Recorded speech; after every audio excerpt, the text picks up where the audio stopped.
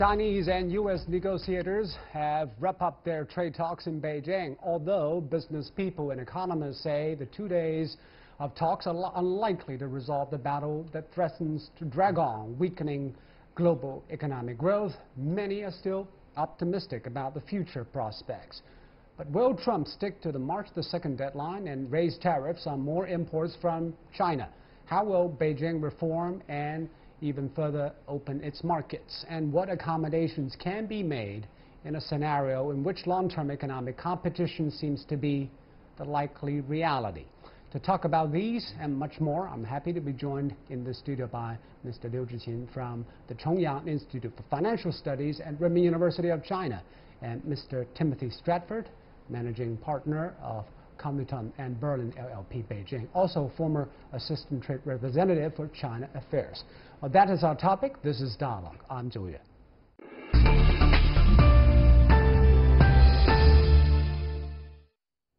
So, Mr. Lighthizer and Mnuchin have met Mr. Liu He once again in Beijing. And what do you make of the outcome from this round of talks, Mr. Liu? I think it could be very positive. They have very good and successful constructive talks in the past 2 days, because this talk is based on the formal talks that we have already had in the last year. So both sides, they know each other very well, and also they know the bottom line of each side. So this is the time point that for both sides to know each other, the bottom line, how to safeguard the bottom line, how to make a progress for the real target of the both countries, how to safeguard of the core interest of each side. So I think this talk will find a good compromise for the future talks, for continuation of the negotiations and the dialogue in the two countries, because we have many disputes cannot be solved within 1 week or 1 month talks, but we have the deadline for the 2nd of March. This is very important for both sides. The trade deal is a complicated deal. That's why it has taken so much time. And do you think we will probably meet the deadline on March the 2nd, or it might be more likely that we have to postpone? I think there'll be an extension, and the reason is President Trump has said that he wants to sit down face-to-face with President Xi to work out final details of the agreement. I think it makes sense for the two presidents to do that, and it's simply not practical for the two to arrange to meet before March 2nd. In China, we have many important meetings coming up. President Trump also has things that he needs to attend to. So I think it's likely that a meeting between the two presidents will be arranged, and I don't think that the U.S. would jack up the tariffs higher until that meeting can take place. But what does that postponement mean for both countries' economies, investors, and the market? Well, I think obviously there's uncertainty. But I think that even though some uncertainty is related to the negotiations, there's other uncertainty that's deeper and isn't going to be resolved by one round of negotiations here. What or is one that? Round of, well, I think that the U.S. and China now are in a process of redefining some of the ways that we do business between our two countries in economic matters. And I think there are 3 different areas where we're sort of recalibrating our understanding between the two countries. One is in economic policies. What kind of economic policies can countries have, and the other side will accept it and be open to it? That's the focus of the current trade negotiations. But the U.S. and China are also reconsidering their own national security interests and adjustments that they need to make in business dealings that affect national security. And in addition, there's a third separate way that we're recalibrating our relationship, and that's in law enforcement. I think the U.S. government has decided to take a more active role in enforcing some of its trade rules, sanctions rules, anti-corruption rules, IP theft rules against foreign countries, I think certainly Chinese companies. And I think in all 3 areas, the rules are becoming somewhat different, or the way that the governments are acting is becoming somewhat different.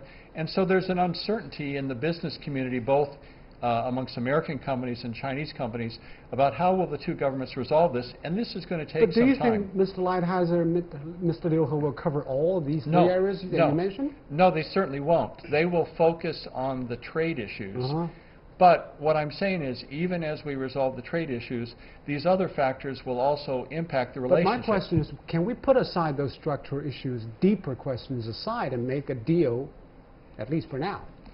Well, we can make a deal for now, but if it doesn't deal with the structural issues, then the uncertainty and the unpredictability that the business communities in both countries are complaining about will still be with us to a certain extent. But that won't be solved in a short matter of time. That's right. And so what I'm saying is we are going to have a period of adjustment coming for quite a number of months ahead. And we'll try to get more clarity as we go along, and our government leaders are working hard to do that. But for the time being, I think we're going to have to live with some unpredictability. So, Ms. Liu, my question is, can we speculate what kind of a document will be finally announced when the two sides can agree, well, this is a deal we can accept?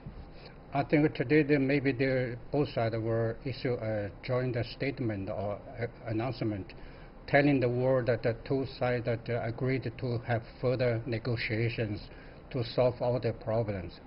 But what are the things we have already agreed upon? For example, how to reduce trade imbalances? That could be a thing we can solve? It should be solved at this moment, because this is a technical point. Problem for both sides, not a strategic problem. Strategic problem need a long time to discuss, but the technical it could be easily talked and negotiated. I think the trade imbalance could be well managed in a short time, because China has done a lot already in the past months to fill the gap of the trade deficit to support the American economy.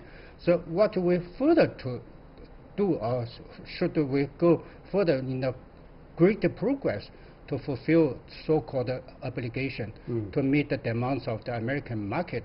This should be negotiated again. But actually, the other point, like the structure reform, will take a long time. Structure reform is a strategic target of the American side.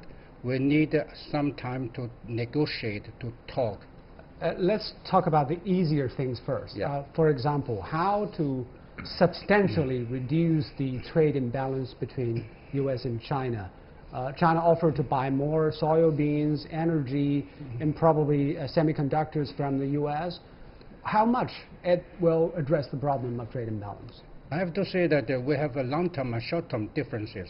From short-term, I think it's easier for China to import a lot of goods from the American side. Even the over-demand, I think China can already bear the cost to import more products from the American side. But from long-term interest from both sides, we have the structure and the reform the product structures that what we need in the market. We are not only needed the agricultural products, we need also high-tech technology from the American side. So this is the value-added product could be very useful to fulfill the gap of trade deficit, because the value-added is the high price. They can easily keep the gap between the deficit. But nowadays we have the problem that we have the lower products, like orange or fruits that is a low price. It's difficult to keep the gap. This is a question I want to ask you, Mr. Stratford. The Chinese want to buy more from America, but what you can sell us is important. You can sell us energy, you can sell us farm produce, you can sell us chip. But what else can you sell us? Well, I mean, there are a whole range of products we can sell, but you're right in raising this question, because when you look at the trade deficit, you can look at it in two ways. You can either say, this is the core problem, we must focus on this problem. Or you can say, the trade deficit is a symptom of another problem. And if it's only a symptom, then you have to go to the real sickness to cure the sickness, or else you can't deal with the symptom. But it seems President Trump has been keep saying trade imbalance is a deep problem. You take American jobs away. That's true. We want to reduce it. No, that's true. But and see, China is a piggy bank of China in and of itself cannot solve the U.S. trade deficit problem, because that problem is related to all kinds of structural issues, including the U.S.'s own federal budget deficit.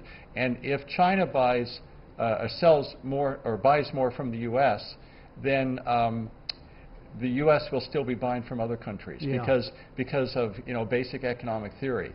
So President Trump talks about the trade deficit because he's trying to make certain political messages out, and we understand that. But trade policy experts in the U.S. government, in think tanks, and in the business community realize that this is not really a matter of China buying more U.S. products. It's a matter of allowing market forces to determine what is the best way for our companies to compete. You have to admit, selling more, or at least China agreed to buy more from America, will sell politically in America, especially to farmers and semiconductor manufacturers in the U.S., right? Yeah. So I first came to work in China in 1982. And I've been here most of the time since that time. So I tend to take a long-term view. And if we focus now only on the trade deficit, we won't really solve the problems, and we'll have even more challenging problems to deal with in the future. That's why I think for the benefit of our relationship, we need to focus on the real issues and do our very best to address those. If we just try to patch them up by doing something that may have a political purpose in a short term, we're not doing our bilateral relationship a great favor on the long term. Okay, let's delve deeper into those deeper questions, the structural problems and the economic policy problems. What is the fundamental difference between China and the United States in terms of economic policy? Okay. Right. And can it be narrowed? So here's the difference. The analogy I use is a football game. So suppose we go to a football game, and on one side of the field you have the winners of the American Super Bowl. So they play American-style football. On the other side of the football field, you have the winners of the World Cup. So they play English-style football. They both think they're playing football, but different kind of football. But very different. So English-style football, they don't wear protective clothing. They don't have helmets, and so they can be very athletic. They can kick the ball over their heads. They can do wonderful things. But the only reason they can do that is because they believe that nobody else on the field has a helmet is going to go crash into them and injure them. So in order to play English-style football, you have to assume that everybody is playing by the same rules. The Chinese economy is more like American-style football. And I like American football very much, so I'm not trying to be critical. But what I'm saying is, if you have Chinese players who have protections and helmets, then when they're playing against American companies who don't receive the same protections and benefits from their government, then American companies are injured. Mr. Stratford, I think the thorny question is, both sides are claiming they are playing the American football. No, both sides claim they're playing football, and so you point out a very important question. The Chinese would think the Americans are wearing the helmets and the clothes, protective policies, and the Americans think the Chinese are doing the I don't think so much, because you know, if you look at the list of concerns that the U.S. have, and again, please understand, I think that the Chinese government has decided that when the state intervenes in the market to help support the development of certain key industries and certain key technologies, that this is the most successful strategy for China to be a global leader in these technologies. I want your take on this. What do you think of the claim by many Western critics that the Chinese are supporting their own industries through their industrial policies is unfair? Yeah, but I think something is very strange to understand. You see, the focusing for the Western countries, especially from the American side, they complain or criticize the Chinese side is the so-called government interference in the business, and also the relations between government and the market mechanism is not so clear, so it's clear cutting as the people wish or people want. But actually the facts has again and again shown that and told Chinese that Americans' economy is not a real market mechanism, because American economy is now heavily intervened by person, by individual, by government. So we can see so-called American first. This is government interference.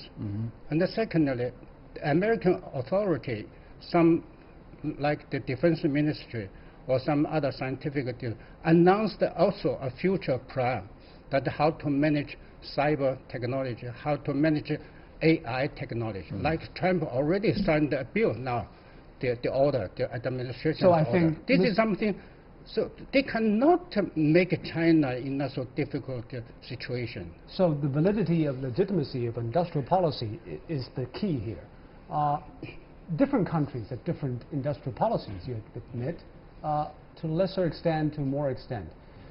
But where is the line you draw that this is overkill, overdue? You're right that it's difficult to draw the lines, but the U.S. has documented a number of practices that they believe go over the line.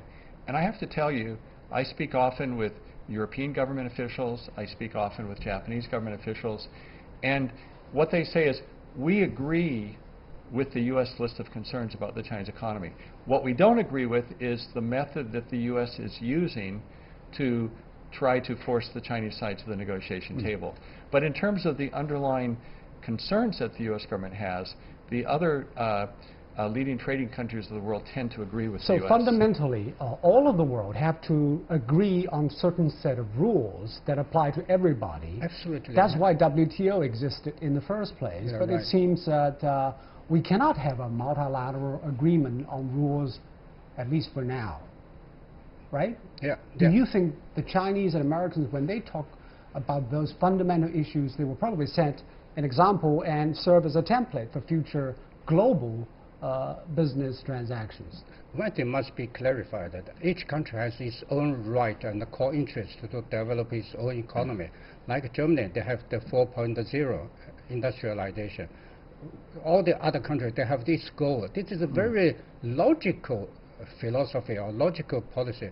For China, we have so big a population. We need a lot of plan and for the future development. So there is nothing wrong for Chinese government to work out some good plan. But I think the American side at this time, they took this as an excuse that to protect their own interests, try to pressing China. Another angle to consider this is that the relationship between state and market is understood differently in different cultures and markets. That's true. Yeah. So That's true. probably the American understanding of how the state interacts with the market is different from what an average Chinese understanding. That's true, but in the U.S. we talk about a market economy. In China you talk about a socialist market economy with Chinese characteristics. So you can ask, what does the word socialist mean, and what do the Chinese characteristics mean, and what do those do to add on to the core concept of market economy?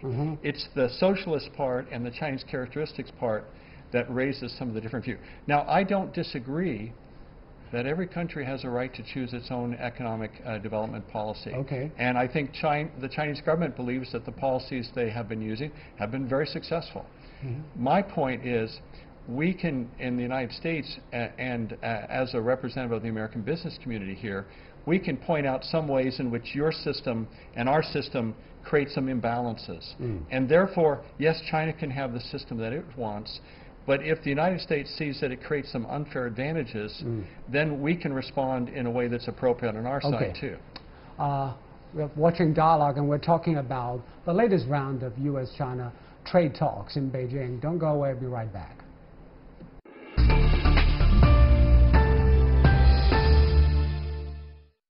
So the question comes to, what can we agree and what can we not? What do you think that the areas that we can agree the Chinese and U.S. are playing by the same rule?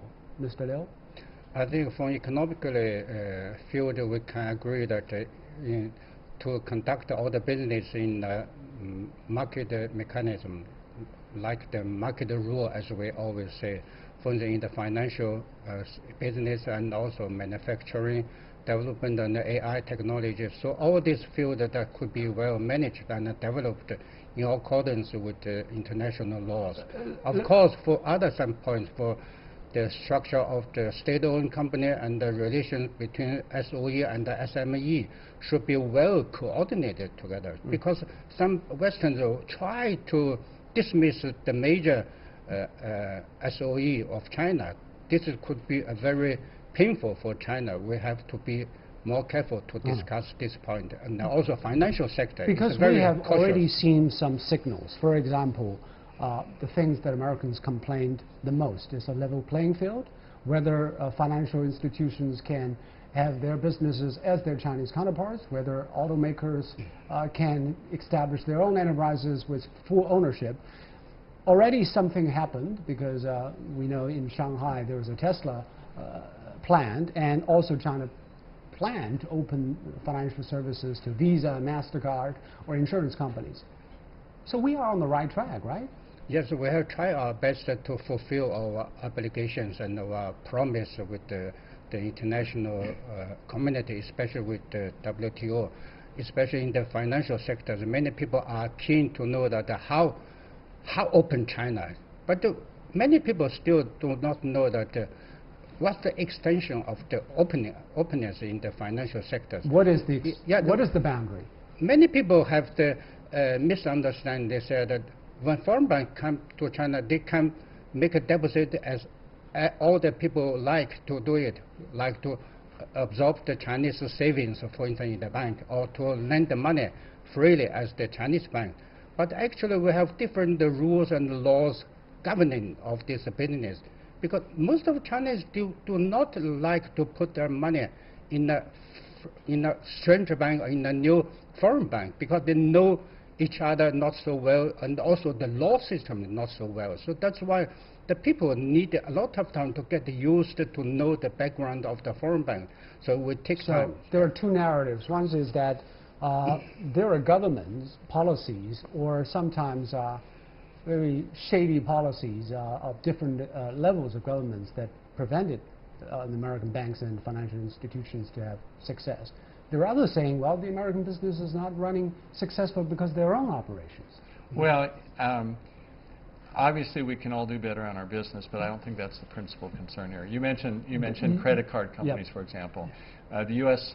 won a WTO case against China on that subject in 2012. Wow. And as of today, 7 years later, though all of the major credit card companies have been trying to get a license, only one of them has gotten a license so far, and that's just barely. And so even though, on paper it looks like you can do this sort of business, in practice there's so many regulatory obstacles that in practice the companies are not able to enter the market.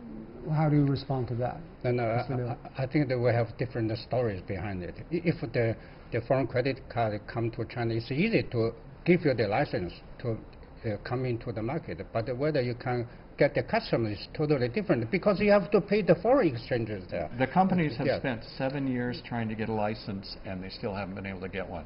So in the meantime, what happens is that the local competitors strengthen their market position, and so then by the time that they can get a license, already it's very difficult to break in the market. That's a very good example, in fact, of the problem. And this is an area. This is an area that's a similar story in every emerging markets. Not in exactly. India, if you want American banks want to create their branches, it will run into similar problems.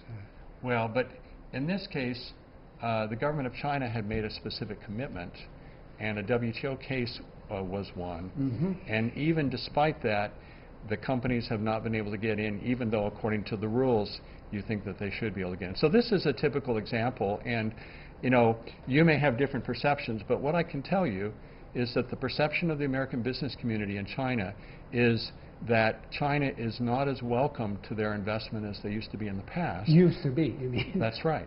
And that there are many procedural problems that maybe with one hand the government offers an opportunity, and then with the other hand it takes it away. And this is one of the core problems in the negotiation, because the negotiators believe that, and they can give you a list of commitments that have been made in previous negotiations that have not been fulfilled, and so they want to understand how this negotiation can be different. But Mr. Stratford, you have to understand China is a big country. It's a huge bureaucracy, and many layers of administration. Maybe sometimes the central government's policy does not spill down to the grassroots as we wished, but it is on the right track. I mean, do you agree that we are doing, at least the government at the top level, are doing the right thing to make a change? I think only partially. I think that there are certain key industry sectors where the government is very committed to following policies that are inconsistent with what we would hope, and that's really the topic of the negotiation. Another topic is technology transfer. The latest example is, of course, Huawei. Of course, Americans sometimes complain about whether their technology is protected. And that's why Chinese legislate on protection of IPR. There are courts specially designed to serve that purpose. But the Chinese also worry. Why can Huawei enter an American market or a British market? And you say there's a national security concerns. In the eyes of the Chinese, it's just an excuse. Mm-hmm. What do you say to that? Well, this is an example of what I was discussing a minute ago about economic policies, national security concerns, and law enforcement. So in some cases, there may be law enforcement questions about whether U.S. laws were broken. In other cases, it may be national security and maybe concerns about vulnerability of networks. And then there's the question of economic policy. And right now, these are all jumbled together in people's minds. And unless we can separate them out and have clear rules and have confidence that both our governments will follow them, there's going to be a lot of distrust and unpredictability. I agree with you that the Huawei case presents some very challenging issues for the governments to sort out. And it's partly because of these three different issues all mixing together. And the two countries have different legal systems, have different business environment. It's really hard to agree on the pathway, on how to conduct technology transfer in the future. So this could be a threshold for a future relationship between the two major powers. That's true, but technology transfer is already an older story since 30 years between China and America and Western countries. But we are totally shocked by the American behavior or the American performance here. Huawei is a technical company. How can America as a government as a whole to fight against a company? Your secretary, state secretary goes everywhere to announce, to ask European countries not to use Huawei product. You should ask Apple, you should ask Facebook, you should ask other technical companies that do complain with Huawei. This is a fair competition. But how can you use the administration's power against one company? This is really a government involvement or interference in the business. It's a very bad example. So you've asked a good question, but my responding question is, well, what is Secretary Pompeo saying as the reasons? Is he saying because we don't like it? Okay. So-called against security. And what evidence is he giving? No. Yeah, unless you look at the reasons. I mean, I agree with you that it's very unusual. Yeah. And I agree that it's a very complicated situation. So I understand your concern, but we can't just say you can't criticize a company. You have to say the criticisms that are being given are valid or not valid. And frankly, we don't have all of the information in front of us. So that's a difficult what situation. I want to talk about is not that Huawei case in particular, but the sentiment and the incentive from both sides to curb the other's growth. There seems to be a desire to make this a zero-sum game. So I'm the chairman of the American Chamber of Commerce in China. And part of what we do, this is when I'm not being a lawyer, and part of what we do is we try to communicate to the Chinese government our recommendations and concerns, and also to the U.S. government. And a minute ago when I talked about economic policy issues, national security issues, and law enforcement issues, that's very important for the U.S. government to make sure that they keep those three things separate too and give very good explanations for why they're doing. And unless they do, then it will be very understandable to have the kind of concerns that you have just raised. These problems are just too complicated to have an answer in a short span of time. Thank you very much, Mr. Liu. Thank you, Mr. Bradford. And you've been watching Dialogue here on CGTN. I'm Joe in Beijing. Thanks so much for watching. Goodbye.